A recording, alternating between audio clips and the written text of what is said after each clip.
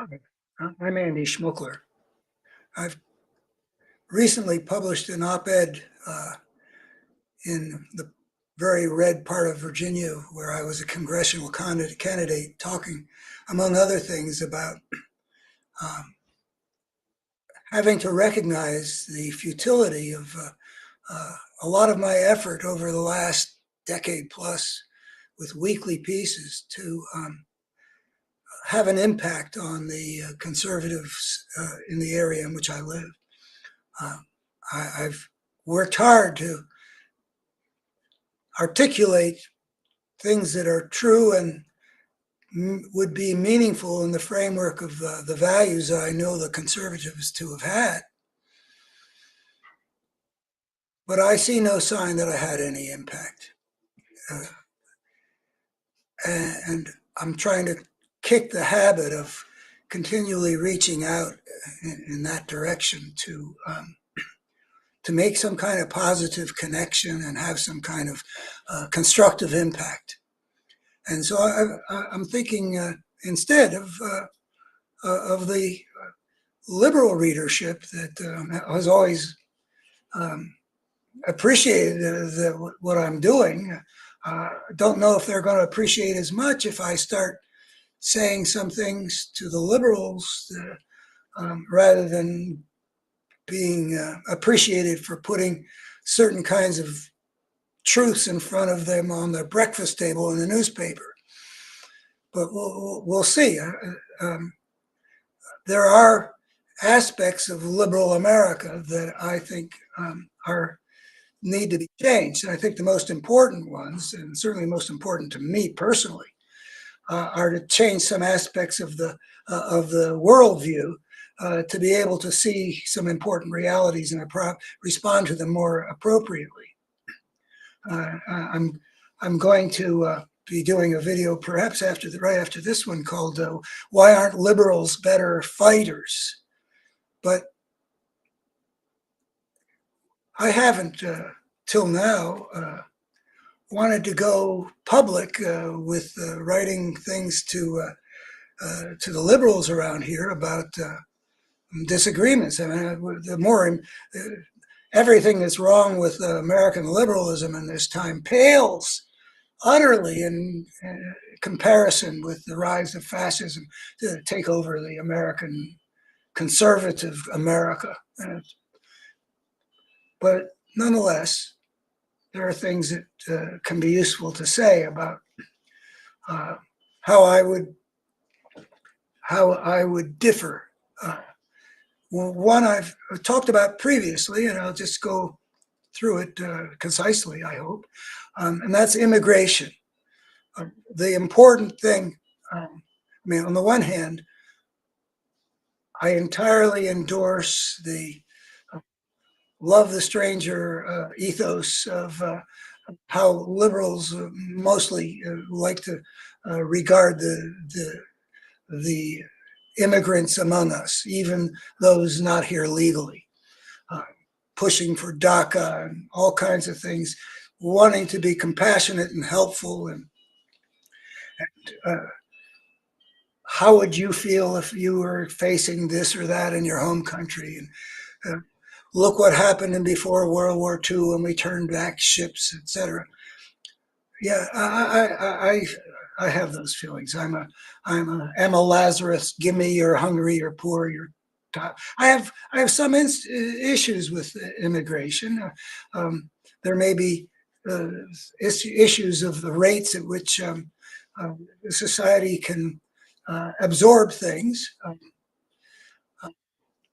But anyway, I basically agree that we should certainly nothing like what Trump did, separating babies from their mothers.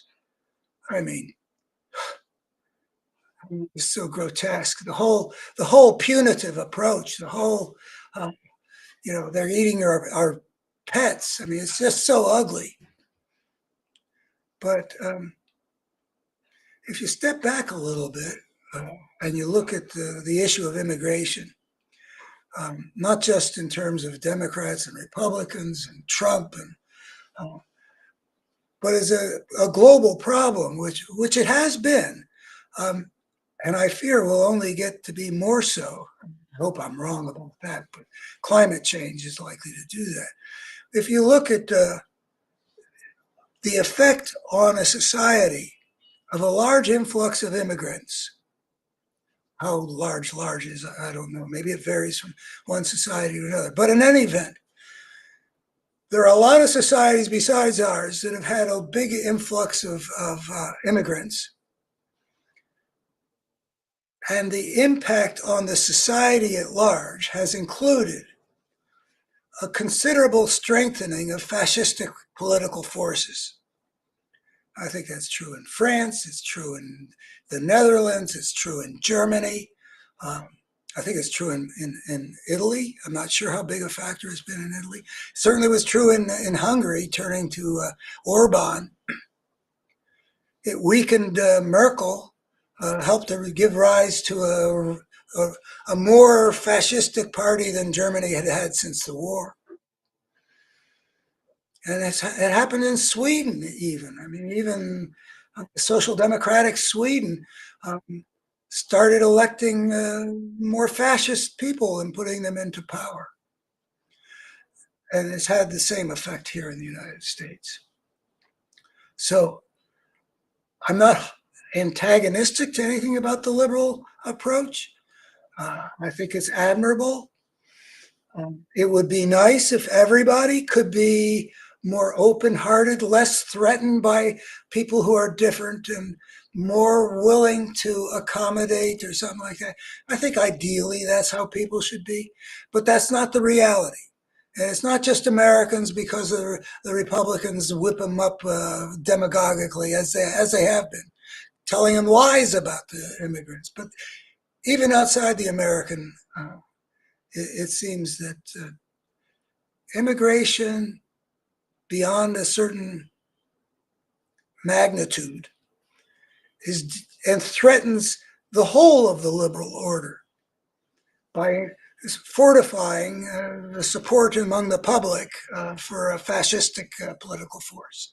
So in the name of liberal values of a large sort, like democracy and freedom, tolerance for diversity and all that stuff, I think that the liberal orthodoxy on immigration should be adjusted, which maybe happened with the Democrats in that last Senate, but it was kind of late.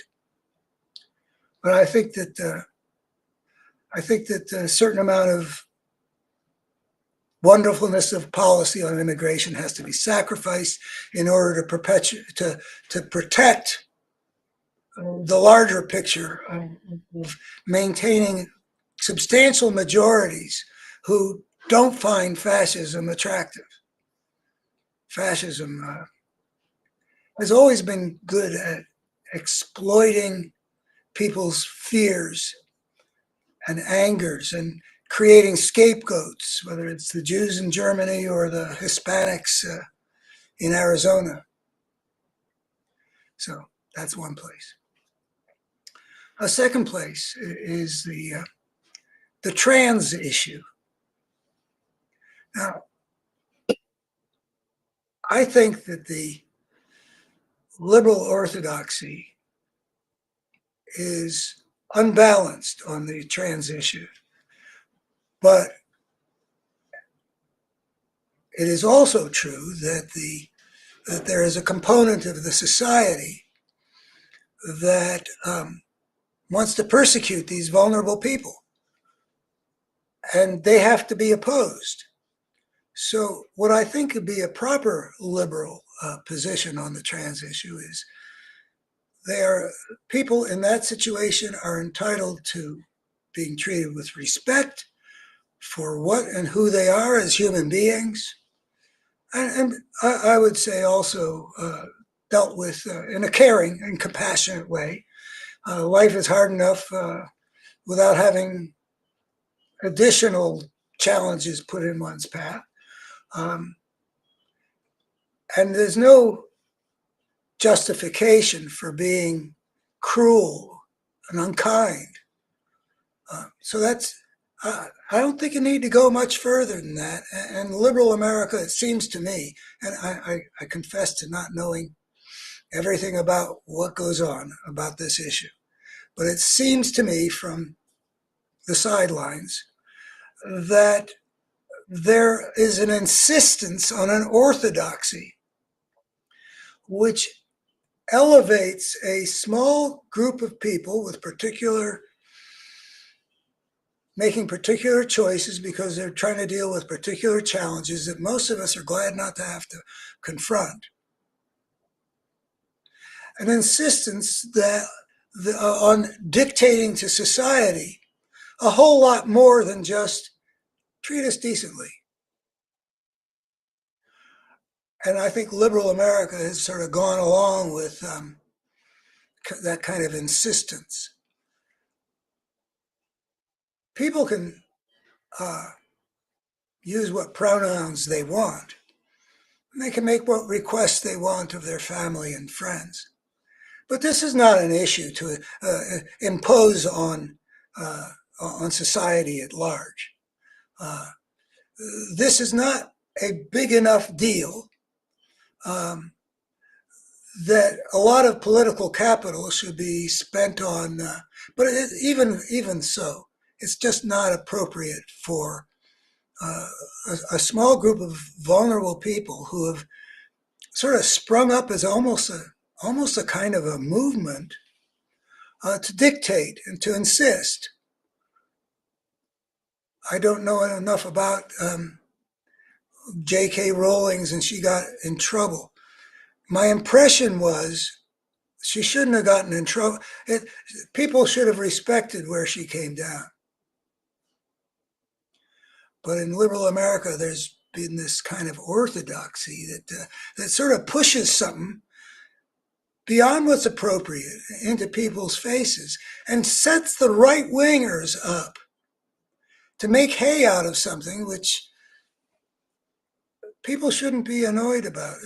It would be enough to say, treat these people decently and leave it at that. But I think the left has, lost a certain amount of points along the way by being perceived as being under the sway of people that a lot of Americans aren't particularly comfortable thinking about. I think it's foolish to be under the sway uh, in a way that ends up costing you political support when we have such huge things that are at stake, like the survival of American democracy and whether we're going to do anything right about climate change and whether the rule of law is going to be upheld. I mean, this is not something to be paid to spend on. And I think that what happens, and I've seen it in other situations, when people have been really oppressed, when they have suffered from the cruelty of society, and then they get freed up to be, more open, like Black Power in the late 60s and early 70s. Some kind of excessive comes out. Uh, the freed become somewhat wild in their insistences. I think of the French Revolution and how quickly the liberation of people who had been oppressed became the reign of terror. People don't go from greatly oppressed to perfectly wise and balanced in one step. And I think that's what we're dealing with here. And I differ with liberal America in terms of I would not let this small thing do damage when we've got such big things that are at stake in our politics, like the future of American democracy, the survival of American democracy. The third thing is smaller, and I don't insist that I'm right, but I believe that I'm right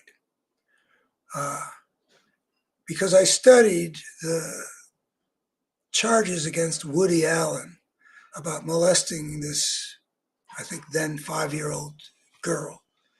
Um, Back at the time when it first surfaced in a significant way, and I don't even remember what that was. I mean, I read a very extensive article about someone investigating in depth, and I think it was in the late '90s, and I'm pretty sure it was in the New York Times. And a lot of my feeling about this Woody Allen thing are based on studying that report and thinking that I could see here it is where I differ. I don't think that Woody Allen molested this girl. Uh, I believe him when he denies it. And I don't think anybody's lying. And that's sort of the hard thing, is that there's no going back. Because what I think happened was that this little girl was dealt with by her mother, Mia Farrow, and the psychologist in a way that essentially created in this little girl's mind an image of something having happened that hadn't happened. And I don't think it was intentional on their part either. I think it was just the whole business of planting memories and the whole false memory thing that was a fairly big issue in the '90s. I don't think it was so widely understood that you would expect necessarily anyway that two people like Mia Farrow and this woman who's a psychologist would be fully up to date about what was necessary in trying to find out from a little child what had or had not happened without doing things which would plant a false memory. That's my impression.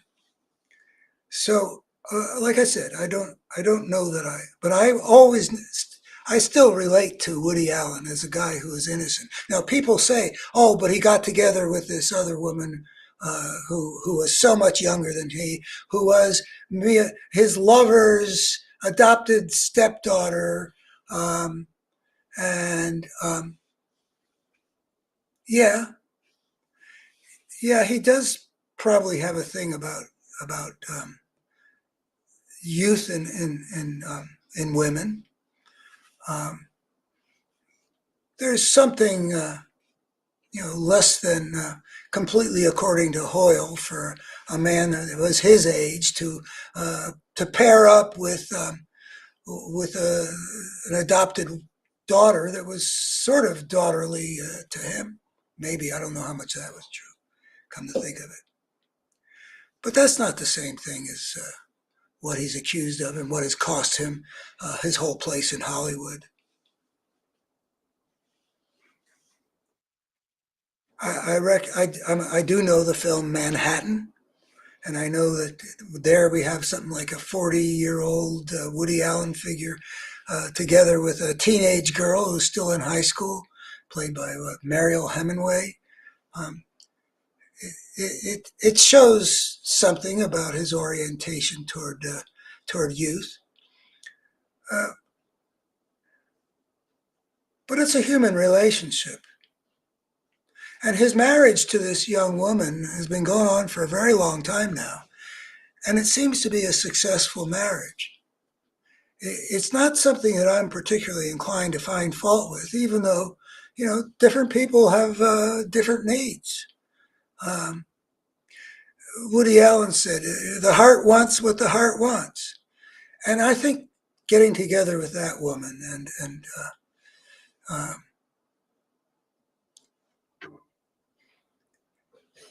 and the relationship that he depicted in Manhattan are a very far cry from seducing, molesting, sexually assaulting a 5-year-old girl. The article, by the way, talked a lot about some evidence about the layout of things in the house and this and that. Anyway, I think everybody's being sincere. I don't know what goes on with Ronan about his putative father. I don't know if anybody still believes he was actually Woody Allen's son, but he goes after Woody with tongs all the time. And I believe he's sincere in believing that he molested this girl. And a lot of actors won't get involved with any production of his anymore, and a lot of people won't watch his movies anymore. And I feel sad for him because I think it's a bum rap. Okay, that's my thoughts. Um, a betterhumanstory.org is where you'll find a lot of things laid out in a coherent way that you might find interesting and that put some fundamental questions into a rather importantly different light. Thanks.